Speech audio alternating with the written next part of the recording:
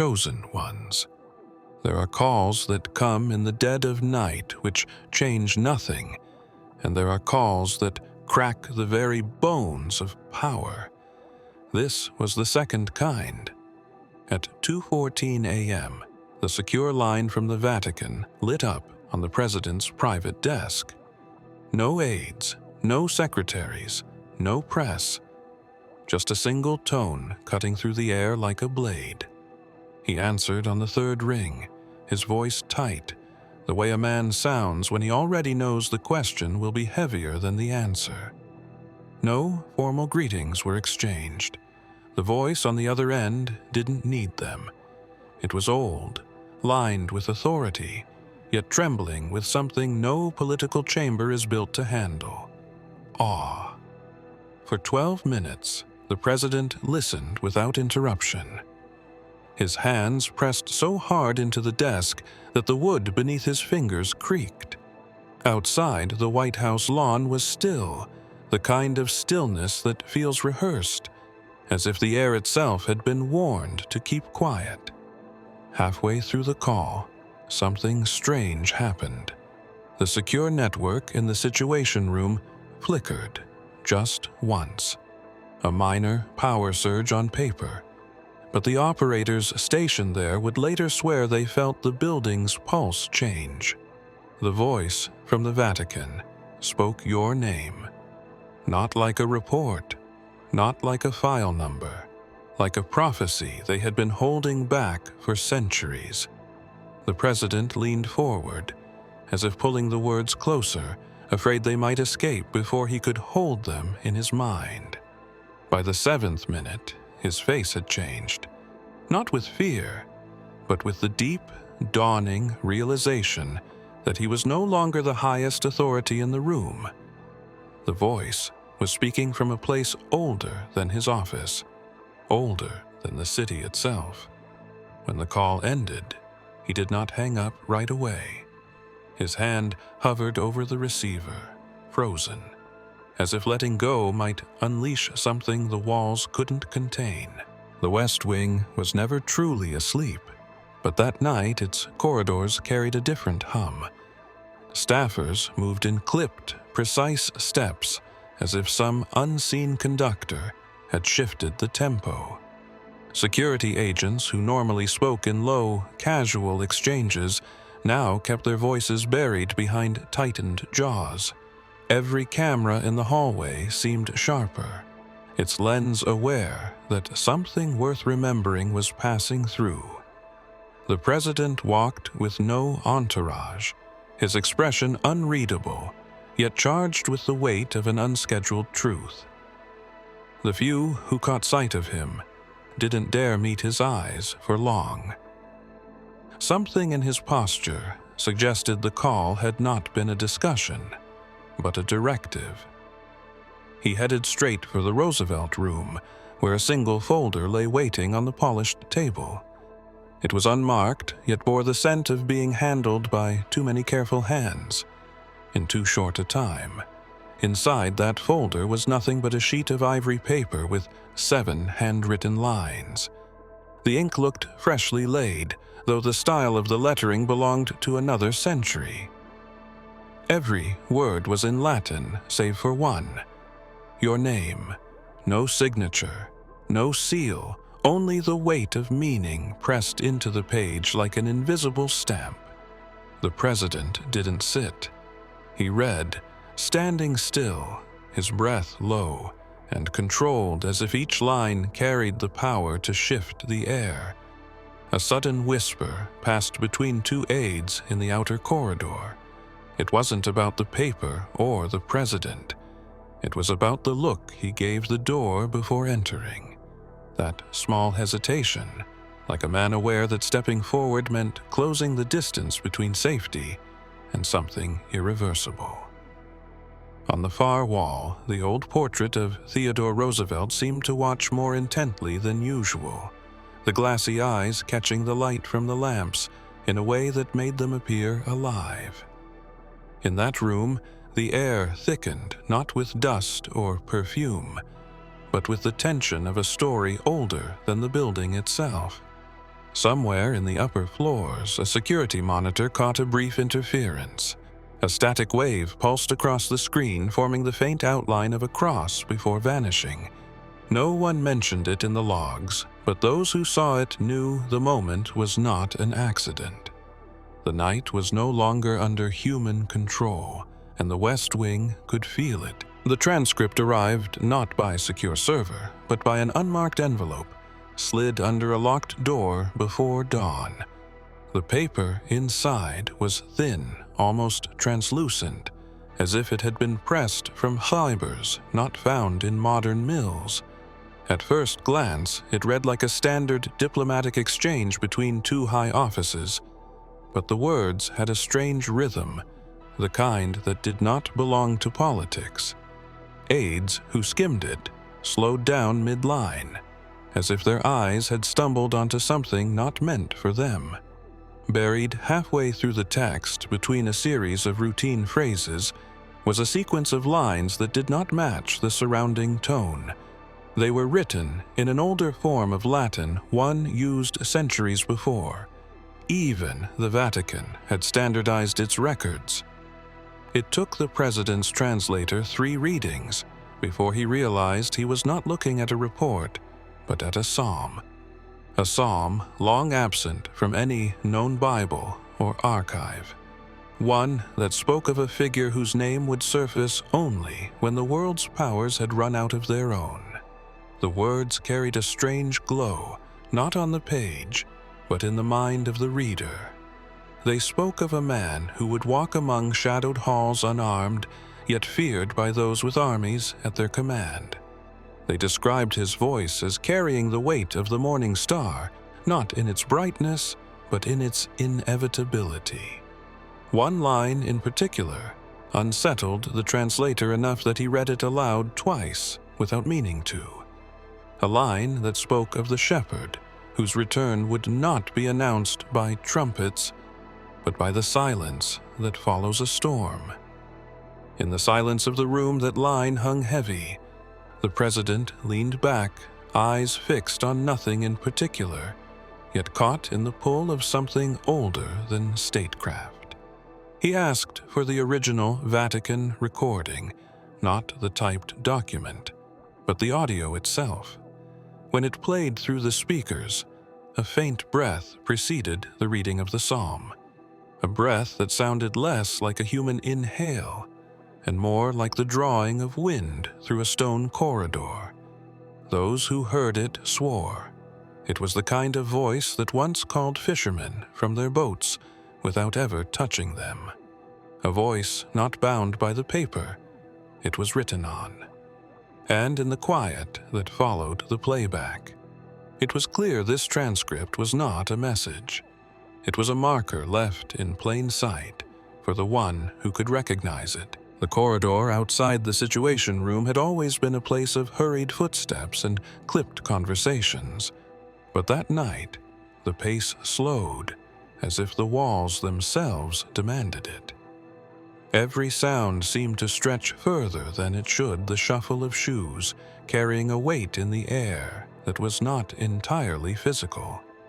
The lighting was dimmer than usual, not by design, but by some imperceptible shift in the atmosphere. The bulbs casting a softer, almost hesitant glow. A pair of security agents stood at the far end, their eyes fixed forward, yet their attention clearly elsewhere. Between them, a narrow strip of shadow stretched across the floor, like an uninvited guest refusing to move. The president's chief of staff emerged from the Situation Room gripping a folder so tightly the edges had curled under his fingers. He walked the corridor without looking left or right, though his ears seemed to catch every fragment of the murmurs trailing behind him. The whispers were not idle talk. They carried the clipped tones of people speaking in codes they had not practiced in years. One phrase repeated more than once in different mouths, but with the same sharp precision: threshold event. No one explained it, and no one asked. the kind of term that moved through power quietly and left those uninvited to its meaning uneasy. Halfway down the hall, a closed door rattled without being touched. The sound was faint, like a tremor rather than a knock, but enough for two aides to exchange quick glances. Beyond that door, the private Vatican line sat untouched, its handset resting in place, yet the faintest hum coming from it, as if the call had never truly ended. Further down, near the east entrance, a janitor stopped mid-step, his mop bucket rolling a few inches before he caught it. He had heard something low and steady, a sound that didn't match the rhythm of conversation or the buzz of electronics. It was a tone deep enough to settle into the chest and faint enough to make you question if you'd imagined it. The chief of staff reached the end of the corridor and paused, his hand hovering over the latch that led to the inner courtyard. He didn't move, not because he was unsure of where to go, but because something beyond that door was waiting. The kind of waiting that knows your name before you speak it. The morning briefing began late, which in itself was enough to unsettle the senior staff. The president entered the room without the usual preamble.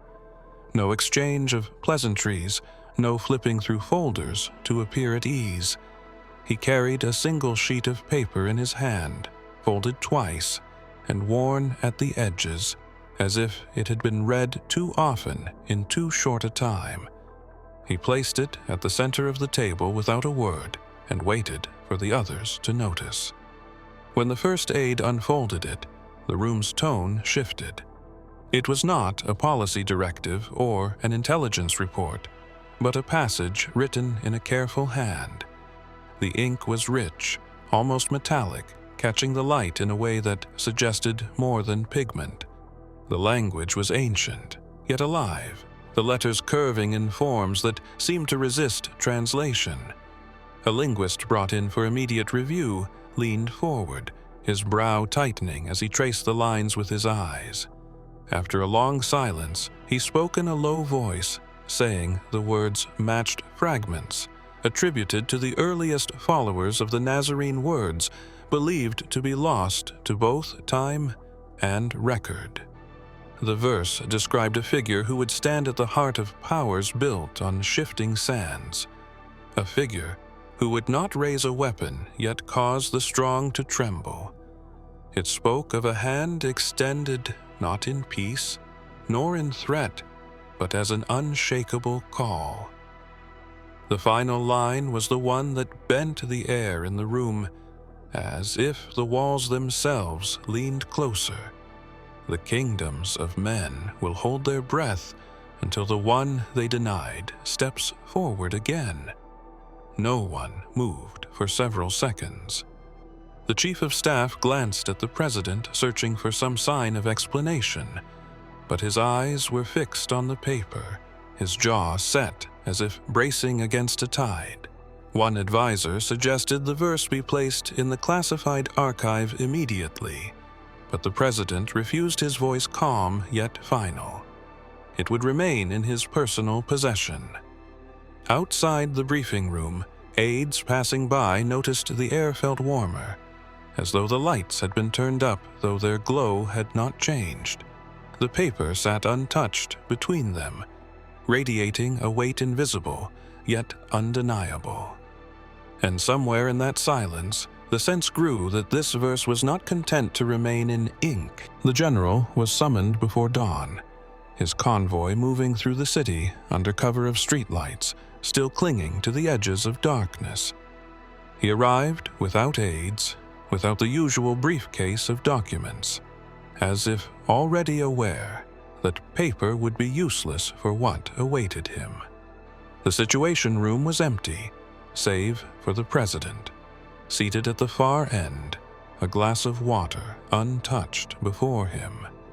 No greetings were exchanged, only a slow, measured nod toward the chair across the table. For the first several minutes, no words passed between them, the silence stretching not as discomfort, but as a necessary preparation. The president slid a single folder forward, its surface marked only by the weight of what it contained. The general opened it, glanced at the first page, and closed it again almost immediately. His jaw tightened, his gaze fixed on the table, but not in thought, more in refusal. He did not ask for clarification, and he did not request time to review. Whatever had been written there, he already knew enough to understand. It was not information he wished to carry. The president asked one question, his voice steady, but edged with something unspoken. "Do you believe it?" The general's eyes flicked upward, then away, the smallest gesture of conflict passing through him before settling back into a stillness that was deliberate. He said nothing. The lack of response was louder than any denial or confirmation could have been. It was the kind of silence that admits truth without binding it in words. The meeting ended without an agreement, without an order. The general rose, saluted, and left his hand lingering at his brow half a second too long. Outside the door, 2 aides waited, expecting notes or instructions, but he passed them without a glance. He walked the length of the corridor with the stride of a man who had faced war, and still found something here that outweighed it. In the outer courtyard, a breeze carried the faint sound of the city waking, but it seemed distant, removed, as if the air around the White House existed in a different measure of time. The general paused at the steps leading to his vehicle, his hand brushing the small metal cross hidden beneath his uniform, before he climbed in and closed the door without looking back. The Situation Room had been cleared for what was listed as a classified systems check, yet no technicians arrived and no equipment cases were rolled inside. The heavy door shut with a finality that made the air seem denser, almost weighted. The screens on the far wall glowed faintly, their feeds reduced to a static blue standby field. Around the table, the chairs sat empty except for one. The president in the center seat, his hands clasped tightly before him, as if in expectation rather than command. It began without sound. A flicker in the lower corner monitor, first so brief it could be dismissed as a signal drop. Then another on the opposite side, followed by a faint distortion that rippled across all displays in perfect unison. The blue screens shifted into a darker shade, the kind of blue that recalls deep water where light struggles to survive. Out of that shade, a faint shape began to form, not sharp, but undeniable, the outline of a cross. It was not the ornate kind seen in cathedrals, nor the thin emblem worn on chains. It was plain, stark, almost severe. And yet, there was a clarity to it that made the room feel smaller. The president did not move his gaze, locked to the image, as the shape held steady for several seconds before fading into static.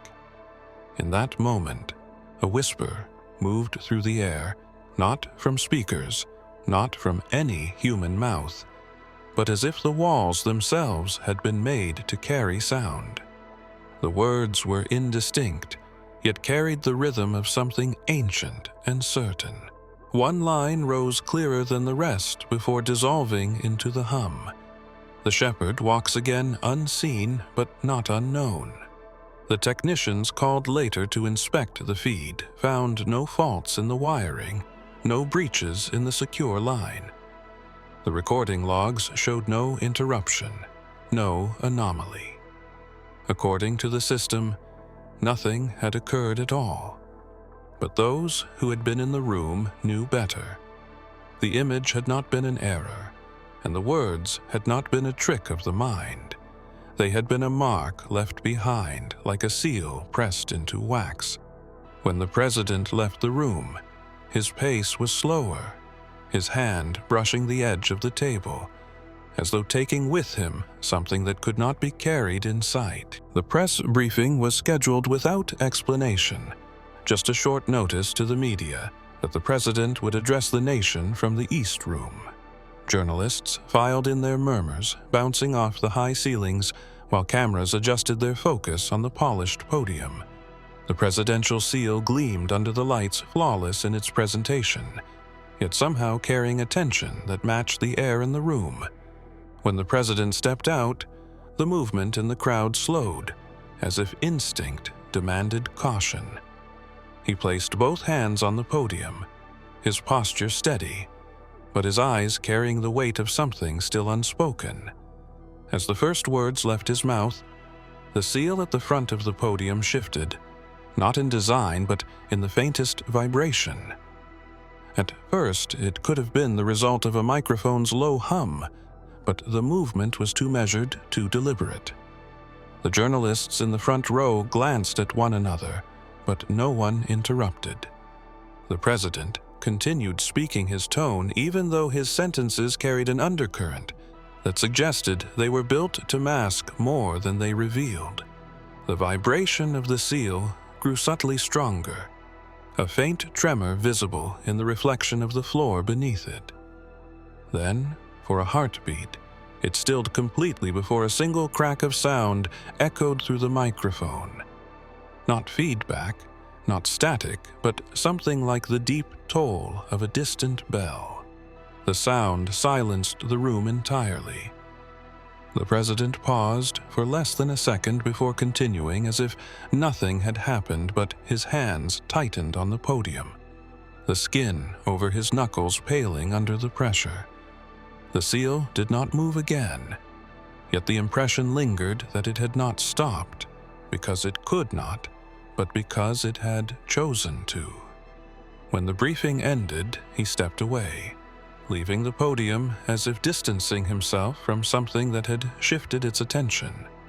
The cameras stayed locked on the seal long after he had gone, and in the playback later, a faint ripple could be seen in the air above it, like heat over stone, though the room's temperature never changed. Technicians found no mechanical fault, no loose panel, and no structural cause. The official record made no mention of it, but those who stood in the East Room that day knew the tremor was not mechanical. It was a recognition. The package arrived without markings, no postage, no return address, just a narrow wooden box bound by a strip of dark leather. It was delivered not through the usual channels, but left on the desk in the Oval Office, as if it had bypassed every layer of security. The president entered the room alone, noticing the faint scent of cedar in the air. He unfastened the leather strap and lifted the lid, revealing a scroll so old its edges curled inward, as if protecting its own words from the present. The parchment was darker than age. Alone could explain the surface textured like something carved rather than written. As he unrolled it, faint markings in gold began to catch the light letters, shaped in a script, neither entirely ancient nor modern. An aide, called in for translation, stood frozen before touching it, his breath unsteady. The language was close to early Aramaic, but altered in ways that made it feel deliberate, as if crafted to be recognized only by certain eyes. As he began to read, the letters seemed to shift between the ink and the mind, forming a verse that carried more weight than paper could hold. It spoke of a seal that would break not with force, but with presence, a moment when what had been locked away would uncoil into the open without permission. The words moved like prophecy, not telling what would come, but revealing what already stood in motion. The final line warned of a day when the watchers in high places would fall silent, and the earth would hear the steps of one they had long pretended to forget. Before the aide could continue, the scroll began to warm in his hands, not enough to burn, but enough to force him to set it on the desk. The gold letters pulsed once, then dimmed, yet the heat remained. When the president touched it, the warmth receded instantly, as though acknowledging the contact. A moment later, the gold faded completely, leaving the parchment blank, though the texture of the script could still be felt under the fingertips. The scroll was placed back into the wooden box and sealed away, yet the faint smell of cedar lingered in the room long after. Those who entered later swore they could still feel heat radiating from the desk, though no source could be found. It was as if the scroll had left behind its own shadow. The cathedral stood less than a mile from the White House, its bells marking the hours with a precision that had never faltered in living memory. That night, the hour approached as it always did, the air outside cooling under a pale wash of moonlight. In the security feeds, the streets were quiet, the lamps glowing with a faint haze from the mist rolling in off the river. Inside the cathedral, the great brass bells hung, ready, their ropes coiled neatly in the shadows of the tower. At exactly midnight, the clock's inner gears turned, the mechanism aligning with the precision of a soldier's march. But the bells did not move. No swing, no resonance, no sound. The air simply held still, as if the moment had been swallowed before it could be born. In the monitoring station across the city, the sound engineer leaned forward, tapping his headset, certain the silence was a fault. Yet the feed showed perfect signal. No disruption, no break, only the absence of what should have been. In the tower, a custodian on night watch stared upward, frozen in place. He had felt a faint vibration run through the stone beneath his boots, a deep pulse like a heartbeat coming from somewhere far below the earth. He swore later it was not the stillness that unsettled him, but the sense that the bells were listening to something else, something that held their attention more than the passage of time. Back at the White House, the president stood at his office window, his gaze fixed toward the cathedral's dark outline. The silence pressed in from all directions, as if the city itself had paused its breathing. For a moment, the faintest echo drifted through the stillness, not from the tower, but from somewhere unseen. It was not a bell, but the low resonance of a single note that seemed to hum in the bones more than the ears. When the clock advanced to the next minute, the bells swung once without striking their chimes, then stilled again. The custodian backed away from the ropes, certain that to touch them would be to cross into something he could not return from. The sound never came. The hour passed unmarked, as though the city had agreed not to record it, and somewhere deep within the stone, the pulse faded into the quiet. The forecast called for calm skies, no wind, no rain, no movement in the air. Yet the horizon looked wrong. It wasn't a storm cloud or a shift in light, but a depth in the distance, as if the sky itself was holding something behind it. The president stood alone on the Truman balcony, his eyes scanning that strange stillness. Below him, the grounds were quiet, the flag unmoving, despite the faint hum that seemed to vibrate just above. And hearing inside the West Wing, clocks ticked, but the sound carried unevenly, some seconds stretching longer than others as though time itself had been interrupted.